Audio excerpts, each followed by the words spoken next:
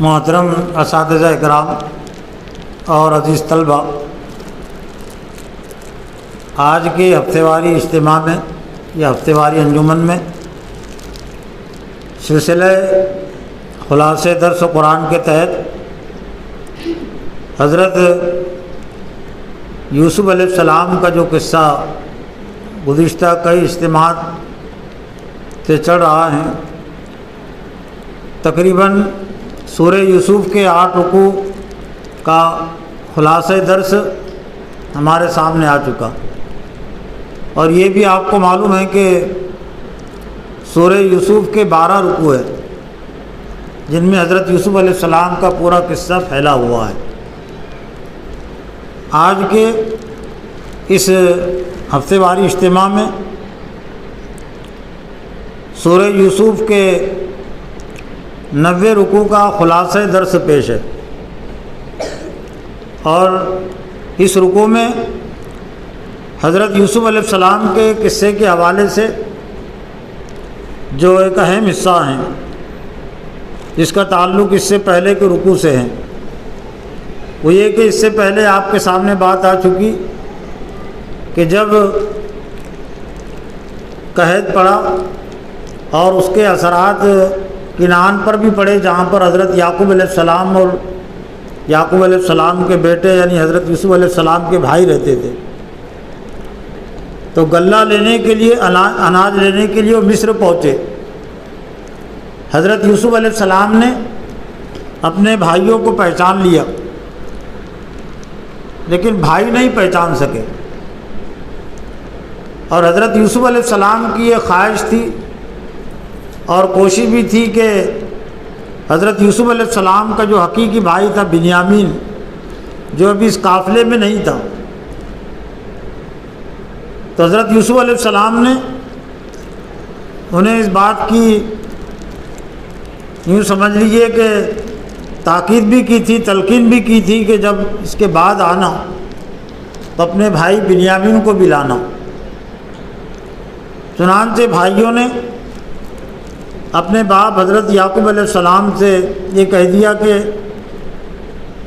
کہ ہم کو بنیامین کو بھی ساتھ میں لانے کے لیے کہا گیا ہے، اور اگر بنیامین ساتھ میں نہیں رہا تو ہم کو غلہ نہیں ملے گا۔ تو حضرت یعقوب علیہ السلام نے نہیں چاہتے ہوئے بھی اپنے بیٹے بنیامین کو بھیج دیا۔ چنانچہ اب یہ ایک طرح سے 11 بھائیوں کا قافلہ مصر پہنچا، اور جب وہ حکومت کے دفتر جہاں اناج تقسیم ہوتا تھا تو وہاں یہ پہنچے، تو وہیں سے یہ اس رکوع کا آغاز ہوتا ہے۔ وَلَمَّا دَخَلُوا عَلَىٰ يُوسُفَ آوَىٰ إِلَيْهِ أَخَاهُ قَالَ إِنِّي أَنَا أَخُوكَ فَلَا تَبْتَئِسْ بِمَا كَانُوا يَعْمَلُونَ۔ جب وہ یوسف علیہ السلام کے پاس داخل ہوئے تو حضرت یوسف علیہ السلام نے اپنے بھائی بنیامین کو اپنے پاس ایک طرح سے بلا لیا، یعنی تنہائی میں ان سے بات چیت کی اور ان پر یہ بات ظاہر کر دی کہ میں تمہارا بھائی یوسف ہوں، جس کو چند سال پہلے یعنی ہمارے بھائیوں نے، سوتیلے بھائیوں نے کنویں میں ڈال دیا تھا۔ اور یوسف علیہ السلام نے اپنے بھائی بنیامین کو اپنے پاس روکنے کا، رکھنے کا فیصلہ بھی کر لیا، اور بنیامین پر یہ بات ظاہر بھی کر دی کہ اب دوبارہ تم کو اپنے بھائیوں کے ساتھ جانے کی ضرورت نہیں ہے۔ اور ظاہر بات ہے بنیامین نے حضرت یوسف علیہ السلام کے سامنے وہ سب ماجرا اور حال بیان کیا ہوگا جو حضرت یوسف علیہ السلام کے جدا ہونے کے بعد باپ کے ساتھ بھی بھائیوں کا کیا سلوک رہا، اور خود بنیامین کے ساتھ۔ اور ایسا لگتا ہے کہ جب راستے میں وہ بنیامین کو لے کر آ رہے تھے تو بنیامین کے ساتھ بھی بھائیوں کا معاملہ کچھ اچھا نہیں تھا، بلکہ سیاق و سباق سے اور قرآن مجید کے الفاظ سے بات ظاہر ہوتی ہے کہ بنیامین کے ساتھ بھی انہوں نے اسی طرح کا کوئی منصوبہ بنایا تھا جس طرح سے یوسف علیہ السلام کے ساتھ، لیکن چونکہ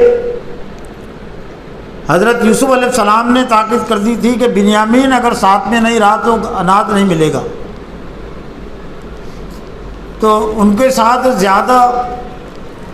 وہ معاملہ اس لیے نہیں کر سکے کہ بنیامین کو بہرحال مصر تک لے جانا ہی تھا، راستے میں قتل نہیں کر سکتے تھے یا اور کوئی واقعہ ان کے ساتھ وہ نہیں کر سکتے تھے، لیکن کچھ الفاظ سے پتہ چلتا ہے کہ انہوں نے بہت زیادہ ذہنی تکلیفیں بھی پہنچائی، یا ہو سکتا ہے یہ منصوبہ بھی ان کے ذہن میں ہوگا کہ اناج تو ہم لے لیں گے لیکن جب واپس ہم ہوں گے تب بنیامین کو دیکھ لیں گے، اور یہ باتیں سب بنیامین نے بتا دی ہوں گی اپنے بھائی حضرت یوسف کو کہ میرے ساتھ یہ واپسی میں کیا کرنے والے ہیں۔ اس لیے جب تیسری مرتبہ وہ پہنچے تھے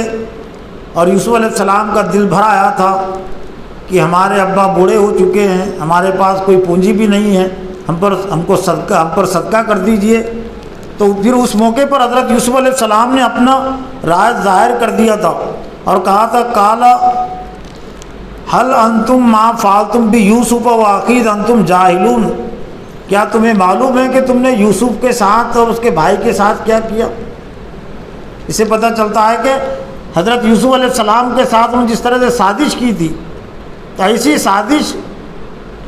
وہ بنیامین کے متعلق بھی کر چکے تھے، تبھی تو یوسف علیہ السلام ان سے کہہ رہے ہیں کہ تمہیں معلوم ہے کہ تم نے یوسف علیہ السلام کے ساتھ اور بنیامین کے ساتھ کیا کیا، جبکہ تم بہت جاہل تھے، جہالت میں مبتلا تھے۔ تو یہ بات سن کر اب ان کے کان کھڑے ہو گئے تھے، انہوں نے سمجھ لیا تھا کہ شاید یہ یوسف ہو، اس لیے کہ اس کا علم ہو تو اور کسی ذریعے سے حاصل نہیں ہو سکتا تھا، لیکن یہ انداز سے خود پتہ چلتا ہے کہ بنیامین کے ساتھ بھی بدسلوکی کا یا انہیں اس کو تکلیف پہنچانے کا انہوں نے کوئی منصوبہ بنا لیا تھا، لیکن وہ منصوبے پر عمل واپسی میں کرنے والے تھے۔ اس لیے حضرت یوسف علیہ السلام نے بنیامین کو ایک حکمت اور تدبیر کے ساتھ اپنے پاس رکھ لیا، اس لیے کبھی ظاہر بھی نہیں کرنا چاہ رہے تھے حضرت یوسف علیہ السلام کہ میں بنیامین کا بھائی ہوں اور میں اب اس کو اپنے پاس ہی رکھوں گا، اس لیے کہ اگر رکھتے تو بات ظاہر ہو جاتی۔ تو جو انہوں نے رکھنے کی تدبیر کی، وہ تدبیر انہوں نے یہ کی کہ شاید انہوں نے بنیامین کو بتا بھی دیا ہوگا کہ جب تمہارا سامان تیار کیا جائے گا، یہ اونٹوں پر لادا جائے گا کسی چیز میں باندھ کر، تو تیرے سامان میں بادشاہ کا ایک پیالہ بھی رکھ دیا جائے گا تاکہ معلوم ہو جائے، دوسروں کو معلوم ہو کہ اسے بنیامین نے چوری کی ہے،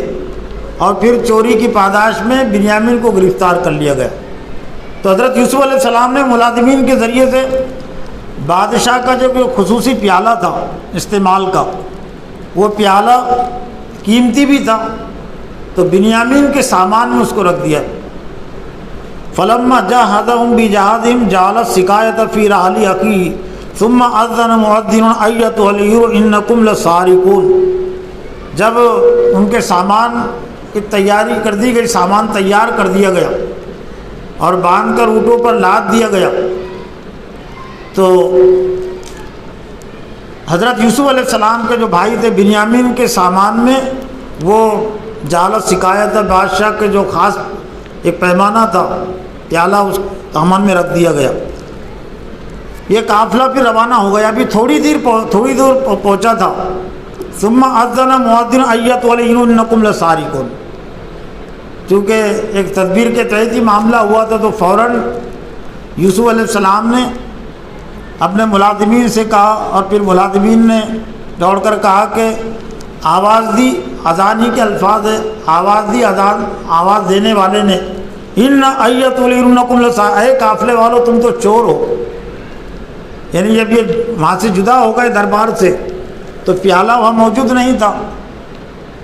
تو یوسف علیہ السلام نے بھی کہا کہ ہو سکتا ہے یہ قافلے والوں میں سے کسی نے چرایا ہوگا،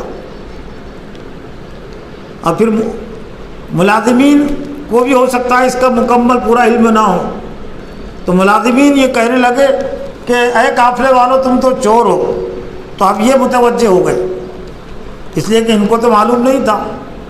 کہ ہم نے کوئی چیز چرائی. قالوا واقبلوا علیہ ماذا تفقدون، وہ انہوں نے ان کی طرف منہ پھیرا. سب بھائیوں نے وہ اعلان کرنے والے کی طرف کہا کہ تم تو چور ہو. تو انہوں نے کہا کہ ماذا تفقدون، تمہاری کیا چیز چوری ہوئی ہے، یعنی ہم نے کیا چرایا ہے، تمہاری کوئی کیا چیز چوری ہوئی ہے. قالوا نفقد صواع الملک، انہوں نے کہا کہ بادشاہ کا جو پیالہ ہے وہ ہم اس کی چوری ہوئی ہے، وہ ہم نہیں پاتے ہیں، وہ گم پاتے ہیں. ولیمن جاء بھی حمل بعیر وانا بھی زعیم، اور جو کوئی بھی اس کو لائے گا، یعنی گویا کہ ہم کو انعام کی خوشخبری بھی دی گئی ہے کہ جو تلاش کر کے یہ بادشاہ کے پیالے کو لے آئے گا تو ایک اونٹ غلہ اسے دیا جائے گا انعام میں. وانا بھی زعیم، اور میں اس کے لیے ضامن ہوں، یعنی میں اس کی ضمانت دیتا ہوں. قالوا تاللہ لقد علمتم ما جئنا لنفسد فی الارض وما كنا سارقین. یہ 10 بھائیوں کو اس کی اطلاع نہیں تھی، بنیامین کو تو اس کی اطلاع تھی کہ ایک تدبیر کے تحت مجھے روک لیا جائے گا. تو انہوں نے کہا کہ اللہ کی قسم تمہیں معلوم ہے کہ ما جئنا لنفسد فی الارض، ہم نہیں آئے زمین میں فساد برپا کرنے کے لیے، ہم چوری کرنے کے لیے، فساد برپا کرنے کے لیے یہاں نہیں آئے. ہم تو ایک غلہ وصول کرنے کے لیے آئے تھے، ہم چور کے حیثیت سے تو نہیں آئے ہیں. وما كنا سارقین، اور ہم چور بھی نہیں ہیں. قالوا فما جزاء ان کنتم کاذبین، وہ بادشاہ کے جو ملازمین تھے، دربار کے جو ملازمین تھے، تو انہوں نے کہا کہ فما جزاء ان کنتم کاذبین، اس کا بدلہ اور اس کی سزا کیا ہے اگر تم جھوٹے ہو. اگر تمہارے سامان میں اگر وہ بادشاہ کا پیالہ نکلا تو پھر اس کی سزا کیا ہے، اس کا بدلہ کیا ہے. بڑی حکمت اور تدبیر کے تحت حضرت یوسف علیہ السلام نے منصوبہ بنایا تھا، اور خود آگے کے الفاظ سے بات واضح ہوتی ہیں. کذالک کدنا لیوسف، اللہ تعالیٰ نے اپنی طرف منسوب کیا اس تدبیر اور چال کو کہ اسی طرح سے ہم نے تدبیر سجائی بتائی حضرت یوسف علیہ السلام کو کہ ایک تو یوسف علیہ السلام کا راز بھی ظاہر نہ ہو سکے، اور دوسری یہ کہ بنیامین ان کے پاس آسانی کے ساتھ وہ رہ جائے. تو انہوں نے خود اس کی سزا مقرر کر دی، الگ سے کوئی مقدمہ چلانے کی اور سزا بتانے کی ضرورت نہیں پڑی. انہوں نے کہا کہ فما جزاء ان کنتم کاذب، اگر اس کی سزا کیا ہوگی جس کے سامان میں بادشاہ کا پیالہ ملے گا. قالوا جزاؤ من وجد فی رحلی فهو جزاؤہ کذالک نجزی الظالمین. تو بھائیوں نے خود کہا، یوسف علیہ السلام کے بھائیوں نے کہا کہ اس کی سزا، اس کا بدلہ یہی ہے کہ من وجد فی رحلی فهو جزاؤہ، جس کے سامان میں بادشاہ کا یہ پیالہ ملے گا تو اس کی سزا یہ ہے کہ اسی کو رکھ لیا جائے. ان کو یقین تھا کہ ہم میں سے کسی نے کوئی چیز نہیں چرائی اور ہم اس معاملے میں بالکل سچے ہیں. تو انہوں نے خود سزا تجویز کر دی کہ جس کے سامان میں یہ پیالہ باہر نکلے گا تو اس کو ہی غلام کی حیثیت سے، اس کو قیدی کی حیثیت سے اپنے پاس رکھ لینا. کذالک نجزی الظالمین، اور ہم ظالموں کو ایسی سزا دیتے، بدلہ دیتے. گویا کہ حضرت یعقوب علیہ السلام کے بیٹے تھے نا یہ، تو حضرت ابراہیم علیہ السلام کی شریعت میں، یعقوب علیہ السلام کی شریعت میں جو چوری کی سزا تھی وہ یہی تھی کہ اگر اس طرح کی کوئی چیز چرا لے تو اس کو غلام بنا لیا جاتا تھا بطور سزا کے، پھر اس کو غلام کی حیثیت سے رہنا پڑتا تھا، کام کرنا پڑتا تھا. حضرت یوسف علیہ السلام کو معلوم تھا حضرت یعقوب علیہ السلام کی شریعت میں کیا ہے، ان کے بھائیوں کی شریعت میں کیا ہے، کہ خود ہی پھر بنیامین کو ہم آسانی کے ساتھ یہاں روکنے پر قادر ہو جائیں گے. فبدا بھی او یتیم، اب ایک طرح سے سزا تجویز ہو گئی کہ جس کے سامان میں یہ پیالہ ملے گا تو اس کو پھر قیدی، اس کو روک لیا جائے گا، اس کو گرفتار کر لیا جائے گا، اور پھر غلام کی حیثیت سے اس کو یہاں دربار میں رہنا ہوگا. فبدا بھی او یتیم قبل وعاء اخیہ، جو ملازمین تھے جو تلاشی لینے کے لیے آئے تھے، تو ایسا لگتا ہے کہ ایک نہیں وہ کئی ہوں گے، تو انہوں نے شروع کی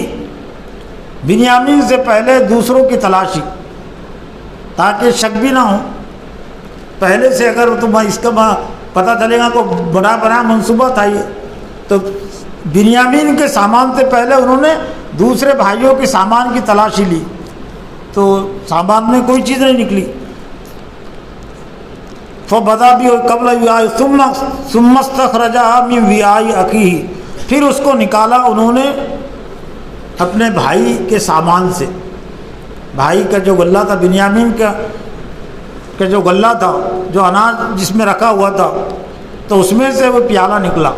اللہ نے اس پر تبصرہ کذالک کدنا لیوسف ما کان لیاخذ اخاہ فی دین الملک الا ان یشاء اللہ نرفع درجات من نشاء وفوق کل ذی علم علیم. اسی طرح سے ہم نے یوسف علیہ السلام کو تدبیر سجائی. کدنا تدبیر، چال. تدبیریں اور چالیں اچھی بھی ہوتی بری بھی ہوتی ہے. اچھی چالیں اللہ تعالیٰ چلتا ہے اور اللہ کے جو نیک بندے وہ چلتے ہیں. جو بری چالیں ہیں وہ شیطان چلتا ہے اور شیطان کے جو بندے اور شیطان کے چیلے ہوتے ہیں وہ بری چالیں چلتے ہیں. یعنی برا کام حاصل کرنے کے لیے کوئی سازش کرنا، کوئی تدبیر کرنا، اور اچھا کام کرنے کے لیے کوئی چال چلنا، یہ ایک طرح سے اللہ کی مشیت ہوتی ہے. تو اسی طرح سے اللہ نے فرمایا کہ ہم نے یوسف علیہ السلام کو تدبیر سجائی. ما کان لیاخذ اخاہ فی دین الملک، وہ اپنے بھائی کو بادشاہ کے قانون کے مطابق رکھ نہیں سکتے تھے. یعنی وہاں کی حکومت کا جو قانون تھا وہ ایسا قانون نہیں تھا کہ کسی کے کوئی اگر پیالہ چرا لے تو اس کو غلام کی حیثیت سے کوئی اور سزا اس کی ہوگی. لیکن یوسف علیہ السلام تو صرف یہ چاہتے تھے کہ بنیامین پہ میرے پاس رہ جائے تاکہ ان کو اطمینان بھی ملے، اور دوسرے یہ کہ واپسی میں جو ان کے بھائیوں نے جو منصوبہ بنایا تھا ان کو تکلیف پہنچانے کا، نقصان پہنچانے کا، تو اس بھائیوں کی سازش سے اور منصوبے سے بھی بنیامین کو محفوظ رکھ لے. تو بادشاہ کے وہاں کے قانون کے مطابق وہ روک نہیں سکتے تھے الا ان یشاء اللہ، مگر یہ کہ اللہ چاہے. نرفع درجات من نشاء. حالانکہ حضرت یوسف علیہ السلام کو اس حکومت میں مختار کل کی حیثیت تھی کہ جو چاہے وہ کر سکتے تھے، وہ کسی قانون کے تابع اور پابند نہیں تھے. لیکن دوسرے معاملہ بھی یوسف علیہ السلام کے سامنے درپیش تھا نا. ان کو دلیل پیش کرنی پڑتی نا پہلے رکھنے کے لیے،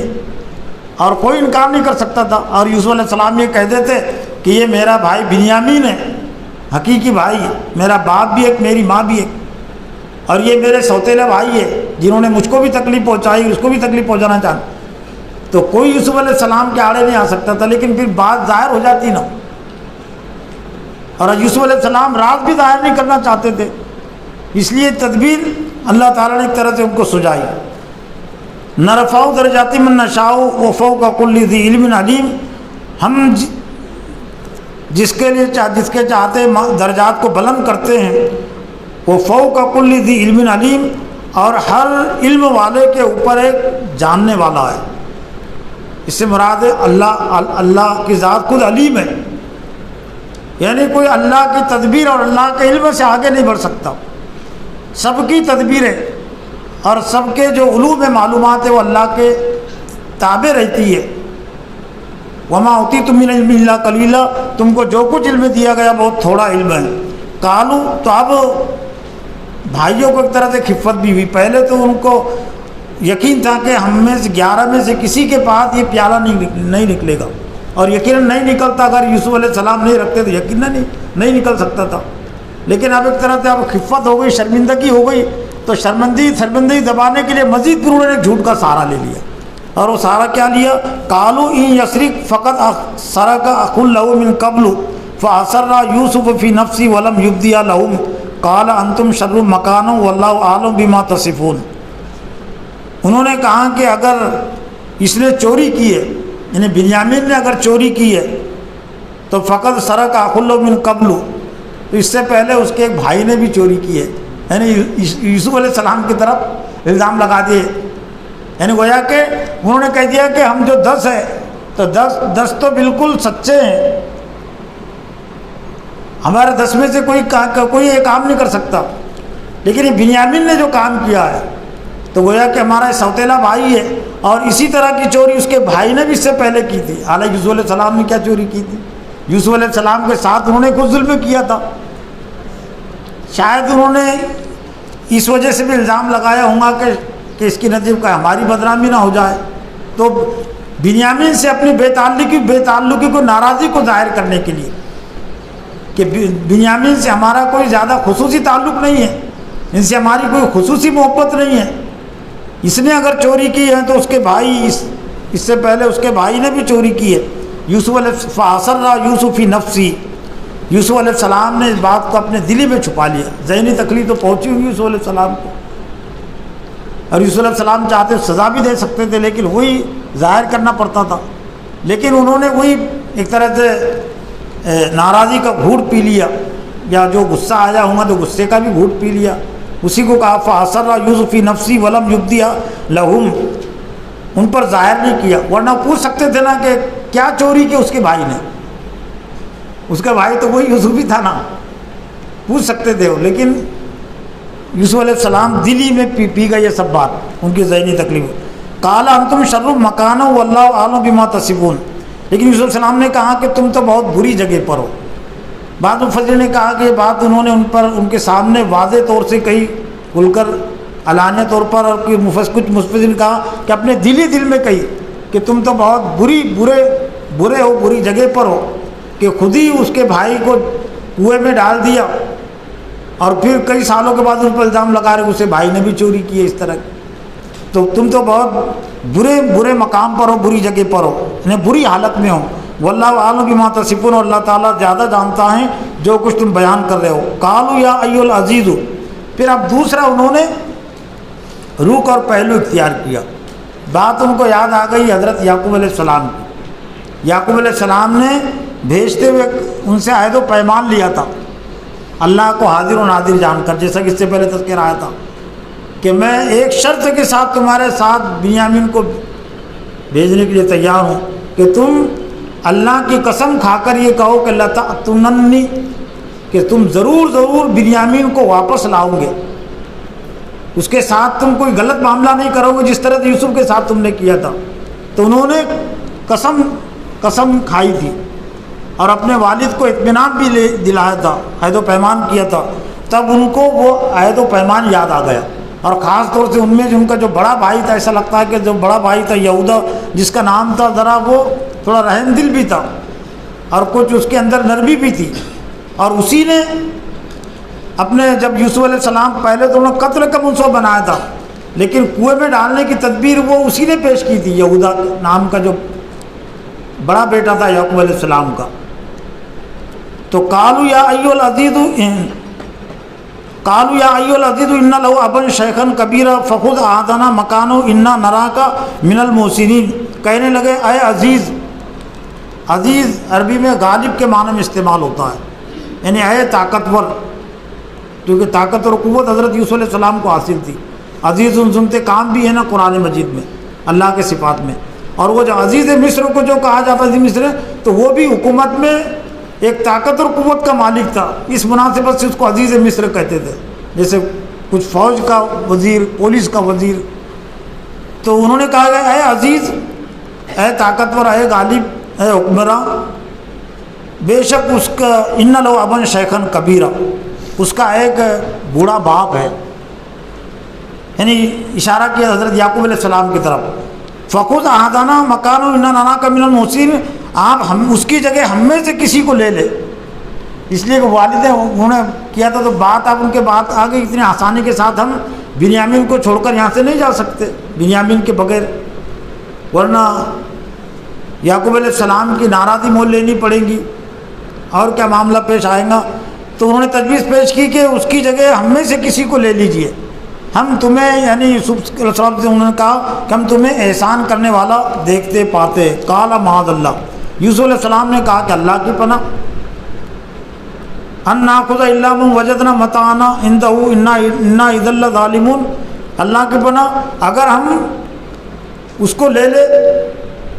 یعنی اس بنیامین کے علاوہ اگر ہم دوسرے کو لے لیں، یہ تو بڑے جرم کی بات ہوگی، گناہ کی بات ہوگی،